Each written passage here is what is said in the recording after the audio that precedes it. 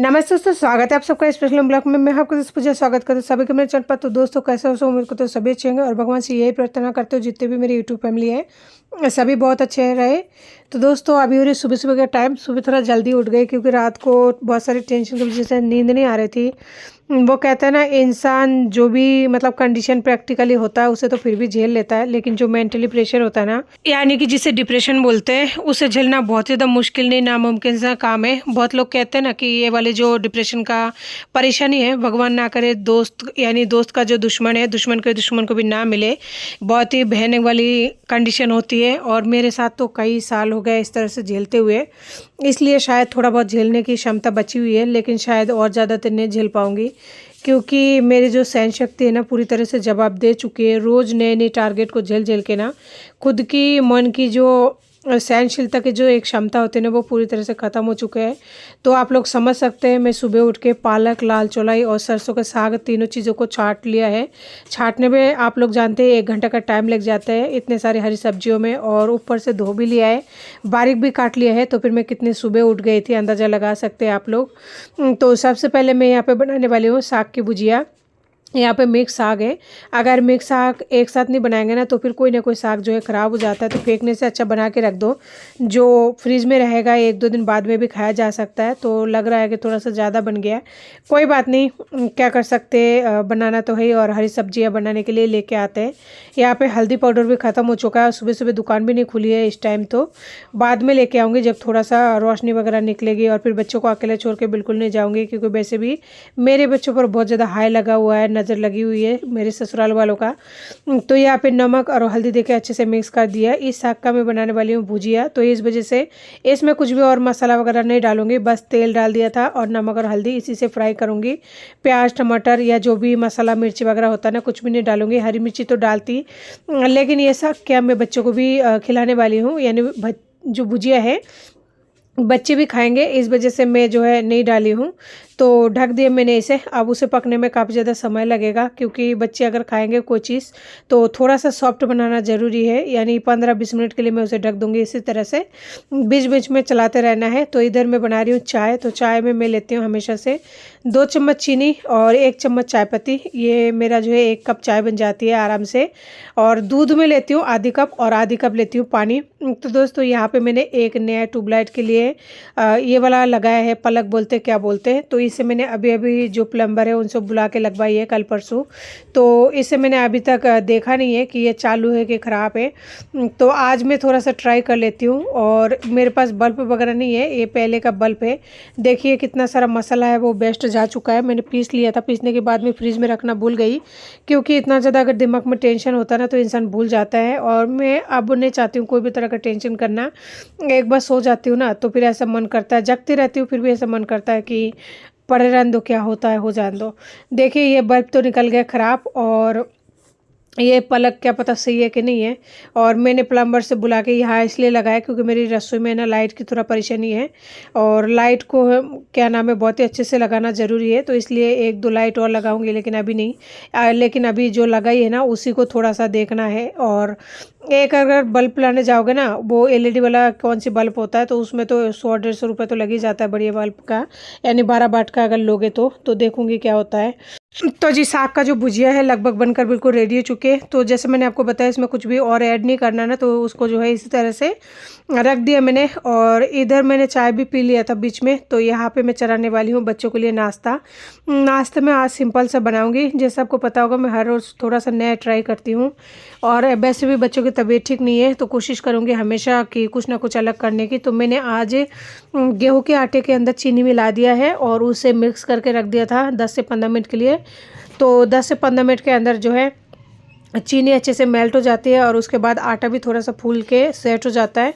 तो मैंने यहाँ पे लोहे वाला तवा ले लिया है क्योंकि बच्चों के लिए खाना है ना, तो लोहे के तवा में काम करने से सबसे बेस्ट रहती है नॉन स्टिक की तुलना में, 101% बेस्ट रहती है, हेल्दी रहती है नॉन स्टिक की तुलना में। तो इसीलिए आज इसी में बनाऊंगी। नॉन स्टिक की बर्तन तो मेरा मजबूरी हो जाता है, कई बार क्या है बर्तन खाली नहीं रहता है, यानी मांजने में होता है। दूसरी वजह ये भी है कि मुझे ज़रूरत है नॉन स्टिक के बर्तन की, इससे बनना है ना, मैं नहीं बनाऊँ बिल्कुल ही खाना वाना नॉन स्टिक के बर्तन में। तो यहाँ पर मैंने ऑयल डाल दिया था ऑयल डालने के बाद में यहाँ पे डाल दिया था जो आटा मैंने मिक्स करके रखा था। ऊपर से यहाँ पे डाल रही हूँ थोड़ा सा टूटी फ्रूटी, और ये जो टूटी फ्रूटी है ना, ये तरबूज का छिलके से मैंने खुद ने बनाया था, और बनाने के बाद में फ्रीज में मैंने इसे स्टोर कर लिया था, और इसे बनाए हुए मुझे साल भर हो चुका है। और इसका जो रेसिपी है मैंने मेरा जो दूसरे वाला चैनल है, यानी कि जो कुकिंग चैनल है ना, उसमें डाल रखी है। तो वही वाली जो टूटी फ्रूटी है अभी तक है, और ये ख़राब नहीं होती है क्योंकि मैं फ्रीज में रख रखी हूँ किसी डब्बे में या फिर थैली में। तो बहुत दिन हो चुका है, सोच रही हूँ अब बच्चों को दे दूँगी, बच्चे खा ले। और मैंने मीठा चीला यहाँ पे बनाई है, तो मीठे चीले में अगर टूटी फ्रूटी डाल देते हैं ना तो उसका टेस्ट अच्छा आता है, क्योंकि टूटी फ्रूटी जो है वो सॉफ्ट नहीं होती है, क्रंचीनेस रहती है, जो बच्चों को काफ़ी ज़्यादा पसंद आता है। और केक वगैरह भी अगर बनाते ना, यानी कोई भी स्वीट्स की रेसिपी बनाते हैं ना बच्चों के लिए, तो बच्चों के लिए मैं ज़रूर डालती हूँ, क्योंकि बच्चों को ये चीज़ें बहुत ज़्यादा पसंद आता है। और मैं यहाँ पे चिल्ला बना रही हूँ, तो इसके साथ कुछ भी सब्जी या फिर चटनी वगैरह नहीं है ना, तो इस वजह से मैंने टूटी फ्रूटी डाल दिया। देख सकते हैं ये है टूटी फ्रूटी, जो कि बहुत सारा है यहाँ पे, और ये सब मैंने बनाई थी तरबूज के छिलकों से। इसकी रेसिपी तो है ही डला हुआ, तो इसको खाने में बहुत ज़्यादा टाइम लग जाता है, क्योंकि तरबूज गर्मियों में आप सभी को पता है ढेर सारे मतलब छिलका रह जाता है, और उन्हीं छिलकों से कुछ ना कुछ बना लेते हैं ना, तो साल भर तक स्टोर हो जाती है। तो देखिए यहाँ पे चिल्ला बनकर बिल्कुल रेडी हो चुका था। और ये है सोनू की परेशानी, एक दांत को तोड़ दिया छोटू ने ग्लास से मार के। ऊपर वाला जो दांत है ना वो तो निकल चुका है, लेकिन नीचे का जो दांत है वो जड़ अंदर है। अब इसको निकालने के लिए जाना पड़ेगा हॉस्पिटल, और हॉस्पिटल जाने के बाद में डॉक्टर इसे जो है सुई डाल के उसके बाद ही निकालेंगे। इसको निकालने के लिए बहुत सारी मशक्क़त करनी पड़ेगी, क्योंकि इसका जड़ अंदर रह गया है। और ये ऐसा नहीं होता, दांत निकल जाता, लेकिन छोटू ने इसे है ना मार कर निकाल दिया है। और छोटे वाले ग्लास से खेल रहा था दोनों एक साथ में, लेकिन छोटू ने उसको मार दिया, और तभी ये टूट के मतलब गिर गया है। बहुत दिन इससे सोच रही थी, पहले मैंने डॉक्टर को दिखाया था, तो डॉक्टर ने बोला इसको सांस की तकलीफ़ है, सबसे पहले आप इसके सांस की तकलीफ़ को सही करा लो, दांत का कोई दिक्कत नहीं है, बाद में आप करा लेना। इसी वजह से मैंने इतना ज़्यादा मतलब लोड नहीं लिया था, क्योंकि एक बार डॉक्टर से मिल लेती हूँ, डॉक्टर जो भी बता देता है ना, उसके बाद में आप सभी को पता है बच्चे के बारे में तसल्ली हो जाती है। यहाँ पर निकालूंगी मैं आज कंबल, क्योंकि बहुत दिन हो चुका है, मुझे रात को ठंड लगती है, नींद भी नहीं आती है, और ठंड का मौसम है, चाहिए ही चाहिए। तो बेड के नीचे से है ना मुझे थोड़ा सा पैसा मिल गया, और ये पैसा शायद तब का होगा जब मैं हॉस्पिटल जाने के लिए मतलब घर पे आई थी एक बार। तो उस टाइम मुझे है ना पैसा मतलब निकाल तो लिया था, लेकिन मैं वहाँ जाके मिला नहीं था। तो आप लोग समझ सकते हैं कि कितना ज़्यादा मैं भूलने लगी हूँ, क्योंकि पैसा निकाल लिया और बिस्तर के नीचे रख के चली गई, वो पैसा आज मिला, और कितना ज़्यादा परेशान रही मैं हॉस्पिटल में। तो यहाँ पे जो है सारा कूड़ा कबाड़ा ही है मेरा, कुछ भी नया सामान तो नहीं है, और मेरे पति को अच्छे से पता ही है। खैर उसका नाम मैं लेती क्यों हूँ, वो मानुष नहीं मनहूस इंसान है। तो एक बच्चे का कड़ा रह गया था सोनू का, जो कि बहुत ज़्यादा पुराना हो चुका था, और साइड में से ना उसका मुंह निकल गया था, जो कि छिल जाता था। इसी वजह से मैं है ना उसे रख दिया उस वाले स्टील के डब्बे में। तो यहाँ पे जैसे मैंने निकाला ना कंबल को, तो इसमें से स्मेल आ रहा था, और स्मेल तो आएगी क्योंकि इसे धूप नहीं दिया था इस बार में। मेरी मेंटल स्थिति बिल्कुल ही ठीक नहीं था, और आज भी ठीक नहीं है, लेकिन पहले और भी ज़्यादा ख़राब था, मैं आँख खोल कर नहीं देख पाती थी। और मेरा पति मतलब गया था, तो इस वजह से उन सबको मैं ऐसे बोरा में भर के बस रख दिया था। तो अब मैं डालने वाली हूँ यहाँ पे कपूर, जो कि पहले हमेशा डाला करते थे घरों में, मेरी सास भी डालती थी, मेरी माएँ भी डालती है, लेकिन अब क्या है डालूंगी। उस टाइम तो मेरा सब कुछ था, लगभग लगभग थोड़ा थोड़ा सामान घर में रहता है, हर किसी के गृहस्थी जीवन में। लेकिन क्या जब पति इस तरह से छोड़ के जाता है ना, इंसान सूद बूद खो बैठता है, तो इस वजह से नहीं डाल पाई थी। इसी वजह से इतना ज़्यादा स्मेल आ रहा था। कपूर डालने से इतना स्मेल भी नहीं आता है, और वो इली वगैरह जो लगता है ना, तो वो भी नहीं होता है। तो हाथों हाथ मैंने यहाँ पर रजाई भी निकाल लिया है, और कंबल भी निकाल लिया है, और छोटू के लिए एक छोटा कंबल निकाल लिया है। वैसे अभी तो काम नहीं आएगा उसका, लेकिन बिछाने का काम आ जाएगा ज़्यादा सर्दी में। और इसके साथ ही मैंने एक पायदान निकाल लिया है, क्योंकि पायदान भी इस रूम के लिए बिल्कुल ही नहीं है, और बक्सा में रखी हुई थी, तो उसमें से एक पायदान निकाल लिया है। और पायदान ये सस्ते वाले थे, इसलिए जब उसके पापा थे तो बहुत सारे ला के दिए थे।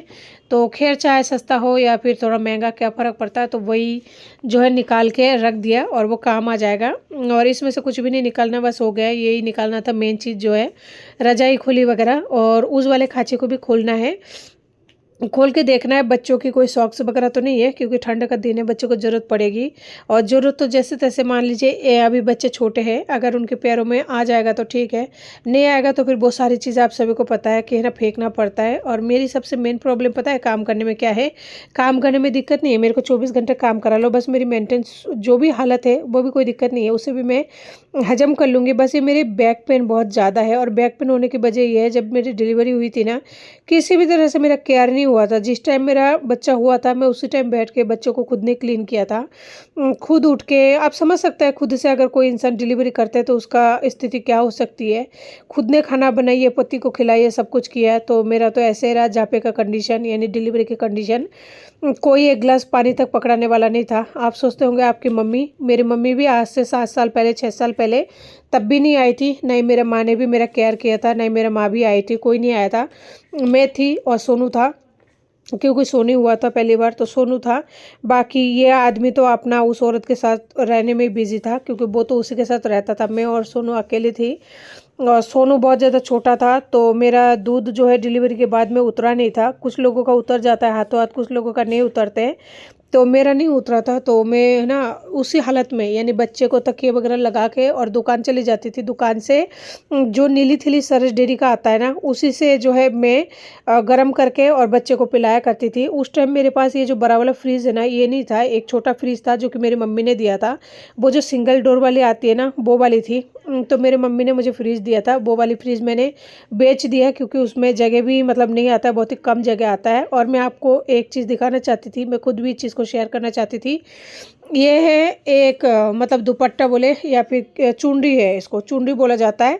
तो इससे है ना, मैं पहले जब मेरा पति था तो मैं करवा चौथ की व्रत वगैरह, दीपावली के व्रत वगैरह जैसे करती थी ना, तो इसे पहनकर जो है मैं बैठा करती थी व्रत वगैरह में। और जब से मैंने बंद कर दिया ना पूजा पाठ वगैरह करना, तब से इसको मैंने उठा के रख दिया। आज फाइनली जब बक्सा खोला ना, तो मैं सोचा थोड़ा सा झलक दिखा दूं, क्योंकि कुछ लोगों को ऐसा लगता है मेरे पास साड़ी नहीं है, मैं पहनती नहीं होंगी। मेरे पास बहुत सारे साड़ी है, लेकिन मैं इस टाइम कुछ भी नहीं निकालूंगी। वो जो खच्चा है ना, उसमें पूरा साड़ी से भरा हुआ है, चाहे नया हो चाहे पुराने हो।